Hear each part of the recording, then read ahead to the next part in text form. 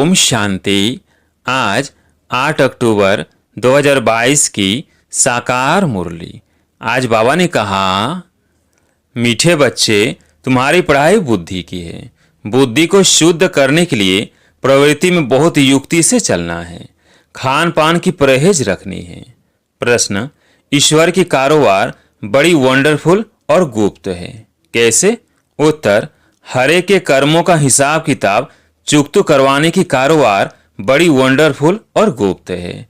कोई कितना भी अपने पाप कर्म छिपाने की कोशिश करे, लेकिन छिप नहीं सकता। सजा जरूर भोगनी पड़ेगी। हर एक का खाता ऊपर में रहता है।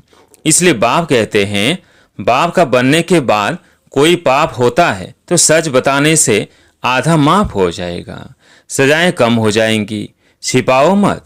कहा जाता है, कक का चोर सो लक का चोर। छिपाने से धारणा हो नहीं सकती। ओम शांति। किसकी याद में बैठे हो? बच्चे समझते हैं माता पिता बाप दादा अभी आएंगे, आकर हम बच्चों को अपना वर्षा देंगे। बाबा से हम फिर से 5000 वर्ष पहले मुआफिक स्वर का वर्षा ले रहे हैं। यह तो हर एक के दिल में होगा ना। अभी इस नर्क रूपी भंभोर को आग लगने वाली है। तुम्हारा इस दुनिया वालों से कोई भी ताल्लुक नहीं है। तुम्हारे लिए ज्ञान गुप्त है तो सभी गुप्त है। लौकिक बाप का वर्षा तो प्रत्यक्ष होता है। बाप की यह जायदाद है। आंखों से देखते हैं, बाप को भी देखते हैं और वर्षे को भी देखते हैं।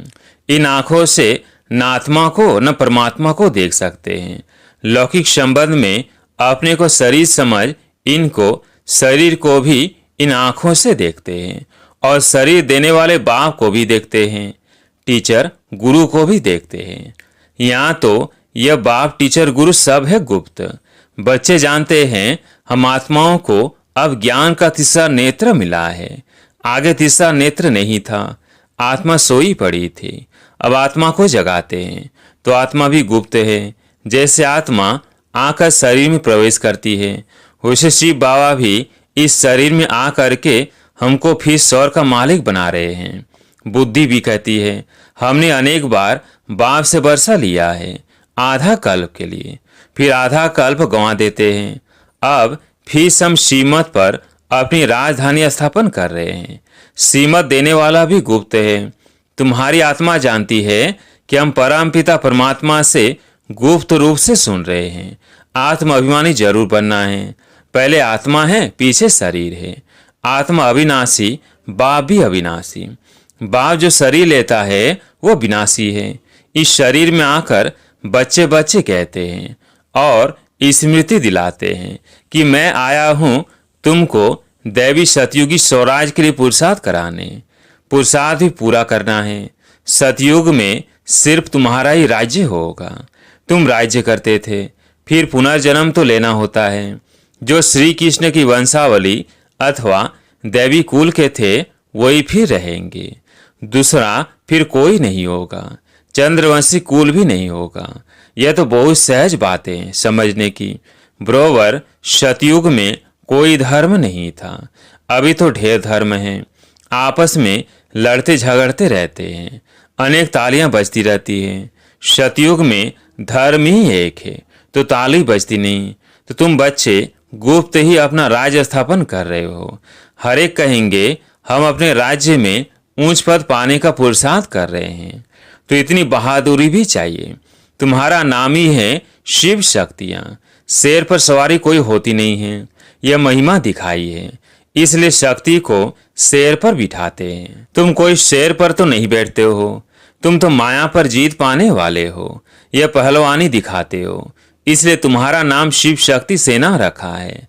यूं तो गोप भी है, परंतु मेजोरिटी माताओं की है। अपवित्र प्रवृत्ति मार्ग से पवित्र प्रवृत्ति मार्ग में तुम ले जाते हो। तुम जानते हो सतयुग विष्णुपुरी में हम बहुत सुखी थे। पवित्रता सुख शांति सब कुछ था। यहाँ तो कितना दुख है। घर में बच्चे कपूत होते हैं तो कितना तंग करते हैं। वहाँ तो सदैव हर्षित रहते हैं। तुम जानते हो बेहद का बाप फिर से बेहद का सुख देने आया है। बाप कहते हैं भल गिरस्त व्यवहार में रहो। से बुद्धि में यह धारणा करो ये पढ़ाई बुद्धि की है। घर में रहते सीमत पर चलो। खान पान से भी असर लग जाता है, इसलिए युक्ति से चलना है। हर एक का कर्म बंधन अपना है। कोई बांधे लिए है, कोई बंधन मुक्त है, कोई तो चतुराई से भूं भूं कर छुट्टी ले लेती है। युक्तियां तो बहुत समझाई हैं। बोलो बाप का फरमान है, पवित्र बनो। मैं तुम्हें भक्ति का फल देने आया हूँ। तो जरूर भगवान की मत पर चलना पड़े, तब ही बिगड़ सजा खाए हम मुक्ति जीवन मुक्ति को पाएंगे। जन्म जन्मांतर का बोझा सिर पर है। जैसे बाप एक सेकंड में मुक्ति जीवन मुक्ति देते हैं, वैसे सजाएं भी एक सेकंड में मिल जाती है, परंतु भोगना बहुत होती है। जैसे काशी कलवट खाते हैं तो थोड़े समय में बहुत सजाएं खाते हैं, परंतु हिसाब किताब चूक तो हो जाता है। तुमको तो बिगड़ सजा खाए हिसाब किताब चूक तो करना है। इसलिए ऐसा पुरुषार्थ करना चाहिए जो सजा न खानी पड़े। बाव को याद करना अच्छा है। विनाश भी सामने खड़ा है। विनाश काले पांडवों की प्रीत बुद्धि बाप ने सम्मुख आकर प्रीत रखवाई है। बाकी औरों से प्रीत रख क्या करेंगे, वह सब खलास हो जाने हैं। एक बाप को याद करने का हड्डी पुरुषार्थ करना है। बात से करके मित्र संबंधियों से खुश खैरापत पूछी जाती है, परंतु दिल एक बाप से जिस्मानी आशिक मासूक घर में रहते एक दो को याद करते हैं। तुम आशिक बने हो शिव बाबा के, वो तुम्हारे सम्मुख है, वो तुमको याद करते, तुम उनको याद करो। शिव बाबा इस शरीर में आकर आत्माओं की सगाई स्वयं से कराते हैं। इसको कहा जाता है आत्माओं का परमपिता परमात्मा के साथ कल्याणकारी मेला। तुम ज्ञान गंगाए हो। ज्ञान सागर बाप एक है। बाप को याद करने से विकर्म विनाश होंगे। बाप और कोई तकलीफ नहीं देते। सिर्फ पवित्र रहना है। काम महाशत्रु है। इन पर जीत पाने से तुम श्री कृष्णपुरी के मालिक बनेंगे। बाप का फरमान है पवित्र बनो, तो 21 जन्म की राजाई पाएंगे। पतित बनने से तो बर्तन मांझ कर रहना अच्छा है, परंतु देवाभिमान न टूटने के कारण बसे को भी गंवा देते हैं। देखो बाप कितना बड़ा है। पति दुनिया पति शरीर में आया है। शिव बाबा को सोमनाथ के मंदिर में पूज रहे हैं। वही बाबा इस समय देखो कितना साधारण बैठे हैं। अब परमात्मा खुद शिक्षा दे रहे हैं। इस पर भी नहीं चलेंगे तो पाद को लकीर लगा देंगे। बाप कहते हैं बच्चे पवित्र बनो। अभी सब भ्रष्टाचारी है। श्रेष्ठचारी उनको कहा जाता है जो पवित्र रहते हैं। गवर्नमेंट ने सन्यासियों का झुंड बनाया है कि तुम सबको श्रेष्ठचारी बनाओ, परंतु श्रेष्ठचारी तो होते ही सतयुग में हैं। यहाँ कोई हो न सके। पवित्र ही श्रेष्ठ कहे जाते हैं।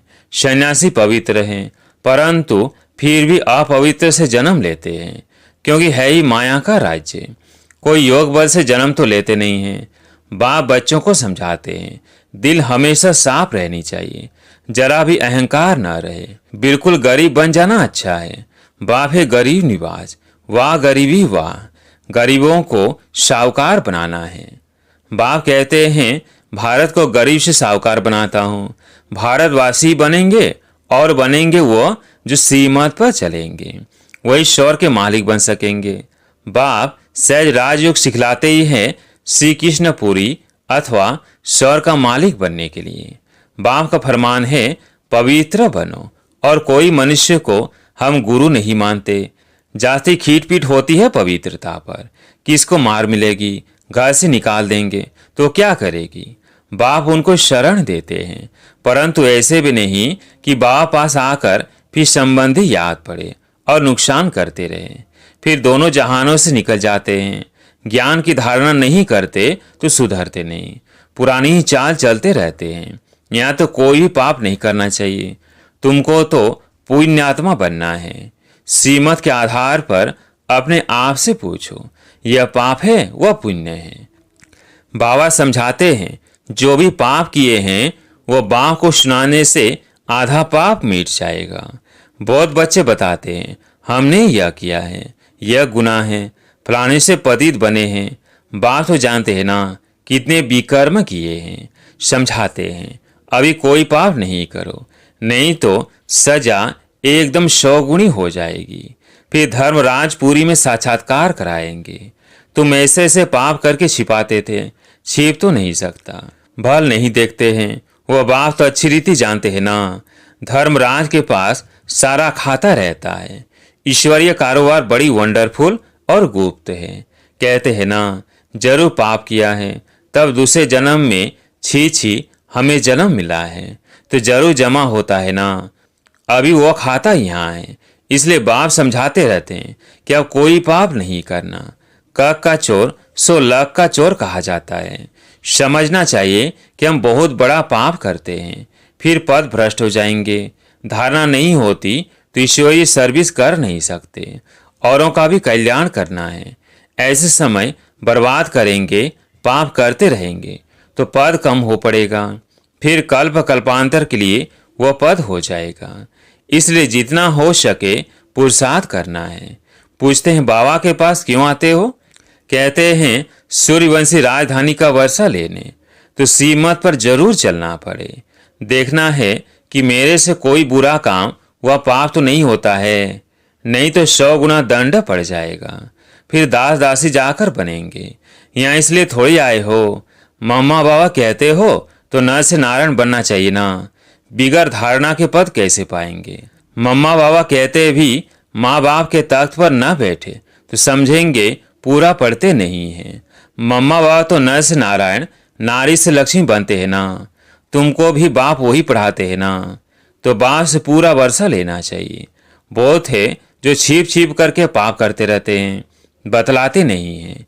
कितना भी समझाओ फिर भी छोड़ते नहीं। चोर को आदत पड़ जाती है तो चोरी बिगर, झूठ बोलने बिगर रह नहीं सकते। सच्चे बाप के साथ सच ही बोलना चाहिए। बाप को बतलाना चाहिए कि हमसे यह पाप हुआ है, क्षमा करो, माया ने पाप करा लिया। अच्छा, फिर भी सच बोला है तो पाप आधा माफ हो सकता है, नहीं तो पाप बढ़ता ही जाएगा। कोई कहते हैं धंधे में पाप होता है, व्यापारी लोग पाप करते हैं तो धर्माहु निकालते हैं कि पाप कम हो जाए। पाप करके फिर पुण्य में पैसा लगा दिया, वह भी अच्छा ही है। डूबी नाव से लोहा निकले, वह भी अच्छा। यह बाप तो सौर की स्थापना करते हैं तो सब पुण्य में ही चला जाएगा। दान पुण्य करने वाले को मिलता तो है ना। बाप हर एक को समझाते हैं। बाप हर एक बात में मत देते हैं, तो बच्चों को कभी ऐसा काम नहीं करना चाहिए। परंतु माया छोड़ती नहीं है। अच्छी अच्छी चीज देखेंगे तो झट खा लेंगे, वो उठा लेंगे।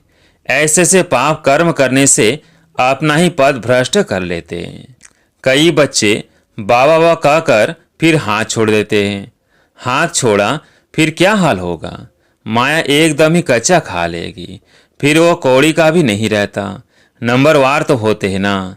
सुख धाम में कोई तो राजा ही करते हैं, कोई भी साधारण भी होंगे, दास दासियां भी होंगी ना। अभी तुम बच्चों को बेहद के बाप से बेहद सुख का वर्षा मिल रहा है, इसलिए बाप की श्रीमत पर चलकर पूरा वर्षा लो। मौत तो सामने खड़ा है, अकाले मृत्यु तो होती है ना। एरोप्लेन गिरा तो सब मर गए, किसको पता था कि यह होगा? मौत सिर पर खड़ा है, इसलिए कोशिश करके बाप से पूरा वर्षा लेना चाहिए। श्रीमत पर शरीर निर्वाह अर्थ कर्म भल करो, साथ साथ ये पढ़ाई भी पढ़ो। बाप युक्तियां तो सब बतलाते हैं। पुरुषार्थ कर पवित्र भी रहना है। झाड़ू लगाना, बर्तन मांजना अच्छा है अपवित्र बनने से, परंतु देही अभिमानी बनना पड़े। पवित्रता का मान तो है ना। पवित्र नहीं बनेंगे तो पद भी नहीं पाएंगे। ये सब बच्चों को समझानी दी जाती है। बच्चे तो वृद्धि को पाते रहेंगे, प्रजा भी बहुत बननी है। एक राजा को प्रजा तो हजारों की अंदाज में चाहिए ना। राजा बनने में मेहनत है। अच्छा, मीठे मीठे सिकिल बच्चों प्रति माता पिता बाप दादा का याद प्यार और गुड मॉर्निंग। रूहानी बाप की रूहानी बच्चों को नमस्ते। हम रूहानी बच्चों की रूहानी बाप दादा को याद प्यार गुड मॉर्निंग नमस्ते नमस्ते। धारणा के लिए मुख्य सार। पहला पॉइंट, इस विनाश काल में दिल की सच्ची प्रीत एक बाप से रखनी है, एक ही याद में रहना है। दूसरा पॉइंट, सच्चे बाप से सदा सच्चे रहना है, कुछ भी छिपाना नहीं है। दयी अभिमानी रहने की मेहनत करनी है, अपवित्र कभी नहीं बनना है। आज प्यारे मीठे बाबा का वरदान, दुख की लहरों से न्यारे रह, प्रभु प्यार का अनुभव करने वाले खुशी के खजाने से संपन्न भव। दुख की लहरों से न्यारे रह, प्रभु प्यार का अनुभव करने वाले खुशी के खजाने से संपन्न भव। संगम के समय दुख के लहरों की कई बातें सामने आएंगी, लेकिन अपने अंदर वो दुख की लहर दुखी नहीं करे। जैसे गर्मी की मौसम में गर्मी होगी, लेकिन स्वयं को बचाना अपने ऊपर है। तो दुख की बातें सुनते हुए भी दिल पर उसका प्रभाव ना पड़े। जब ऐसे दुख की लहरों से न्यारे बनो, तब प्रभु का प्यारा बनेंगे। जैसे न्यारे और परमात्मा प्यारे हैं, वही खुशियों के खजाने से संपन्न रहते हैं। आज के स्लोगन है, त्रिकालदर्शी व त्रिनेत्री वह है जो माया के बहुरूपों को सहजी पहचान ले। त्रिकालदर्शी व त्रिनेत्री वह है जो माया के बहुरूपों को सहजी पहचान ले। अच्छा, ओम शांति।